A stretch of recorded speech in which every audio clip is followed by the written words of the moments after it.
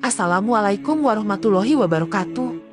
Apa kabar teman-teman semua? Pada video kali ini, kita akan angkat kisah nyata seorang model dan artis film dewasa yang menemukan Islam dan hijrah menjadi muslimah yang menutup aurat.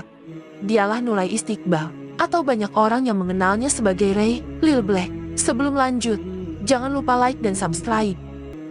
Apakah seseorang dengan masa lalu kelam masih layak untuk berubah? Dan kenapa kita netizen yang juga penuh dosa sering merasa pantas jadi hakim atas perubahan orang lain? Video ini bukan tentang Ray, tapi tentang kita. Ray Lil Black dulu sempat berhembus kabar bahwa nama aslinya adalah Ray Kanoa.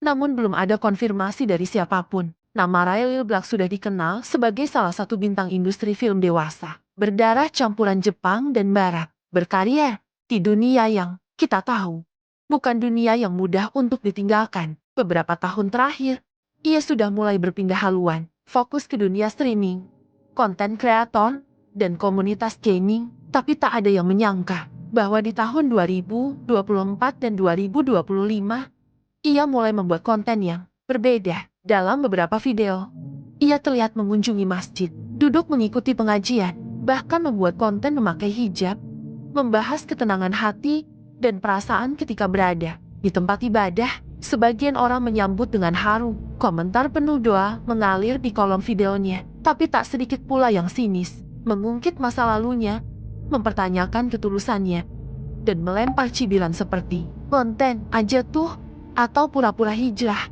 Fenomena ini bukan hal baru, kita pernah melihat kisah serupa, dari selebriti, mantan napi, mantan preman, hingga public figure yang tiba-tiba berubah arah. Dan masyarakat hampir selalu terbagi dua. Satu pihak berharap dan percaya bahwa setiap orang bisa berubah.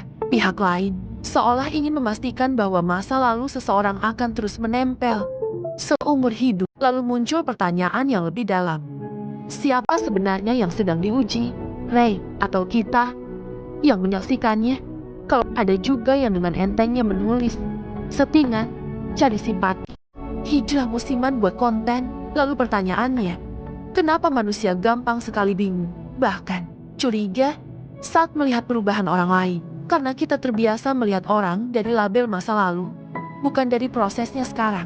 Ketika seseorang yang pernah hidup dalam gelap mulai melangkah ke arah cahaya walau pelan, walau belum sempurna, yang kita lihat seringkali bukan niatnya, tapi bayang-bayang masa lalunya. Kita lupa bahwa hidayah bukan hak eksklusif orang baik. Justru, kadang Allah beri cahaya pada mereka yang hatinya paling luka, paling hancur, paling butuh kasih sayang. Dan perubahan itu bukan selalu instan.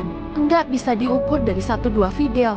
Kadang seseorang terlihat berubah hari ini, lalu jatuh lagi besok, lalu bangkit, lalu jatuh lagi, lalu bangkit lagi. Begitulah manusia. Bahkan kita pun yang mungkin merasa lebih alim dari Ray seringkali jatuh dan bangun dalam diam. Bedanya, kita nggak ditonton jutaan orang. Maka wajar kalau banyak orang bingung melihat perubahan Ray. Wajar juga kalau sebagian tersentuh, sebagian nyinyir, dan sebagian cuma bisa diam. Wahai hamba-hambaku yang telah melampaui batas terhadap diri mereka sendiri, janganlah kamu berputus asa dari rahmat Allah. Sesungguhnya Allah mengampuni dosa-dosa semuanya. Sungguh, Dialah yang Maha Pengampun, Maha Penyayang. Quran Surat Az-Zumar ayat 53. Allah tak pernah peduli seberapa kelam masa lalumu.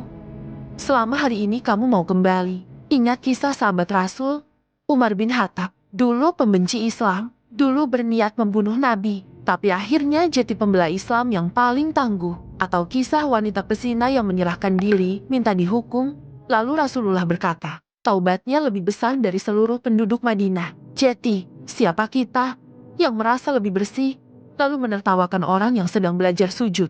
Mungkin Ray Lil Black belum sempurna, tapi siapa sih di antara kita yang sempurna? Mungkin dia baru mulai melangkah, tapi bukankah setiap perjalanan selalu dimulai dengan satu langkah pertama? Dan jika Allah membuka jalan bagi seseorang, jangan pernah kita jadi orang yang menghalanginya. Hari ini, siapa saja bisa jadi hakim, cuma modal akun anonim dan sinyal.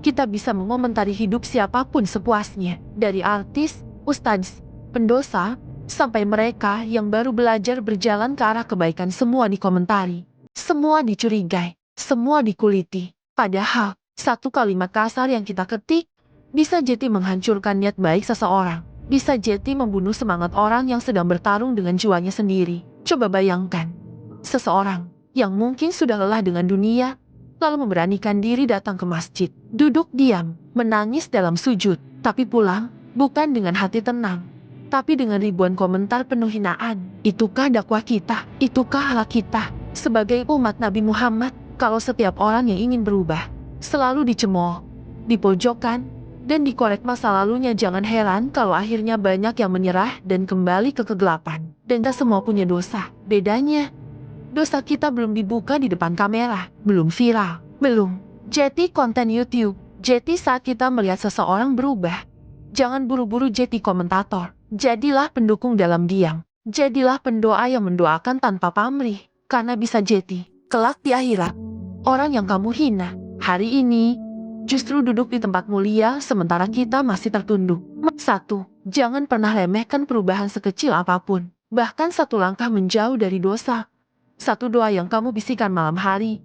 Satu niat yang tumbuh di hatimu. Itu semua sangat berharga di sisi Allah. Kedua, kamu tidak harus sempurna dulu untuk mendekat pada Allah. Kita sering berpikir, aku belum pantas sholat, atau aku masih kotor. Tapi justru itulah saatnya kamu datang, karena Allah tidak menunggu kamu bersih, Allah ingin kamu datang saat masih berantakan. Ketiga, kalau kamu sedang ingin berubah, jangan takut dikomentari. Dunia akan selalu ramai, akan ada yang nyinyir, akan ada yang tidak percaya, tapi itu bukan urusanmu. Fokuslah pada perjalananmu, karena yang tahu isi hatimu hanya kamu dan Tuhanmu. Keempat, jangan menunda-nunda taubat.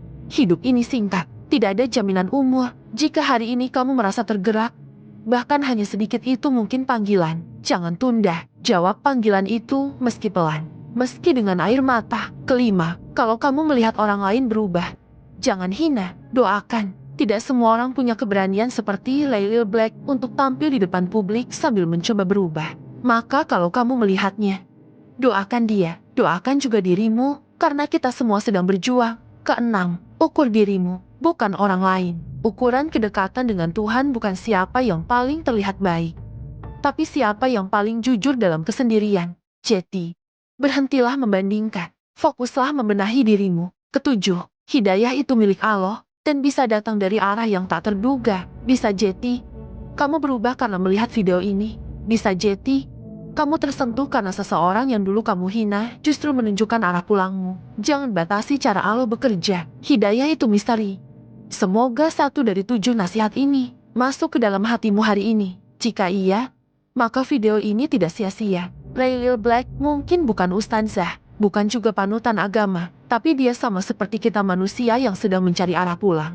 Dan hari ini, kita belajar satu hal, bahwa perubahan itu nyata, bahwa hidayah itu misterius, dan bahwa Allah bisa membolak-balikan hati siapapun, kapanpun. Hari ini Ray, besok bisa jadi giliran kamu.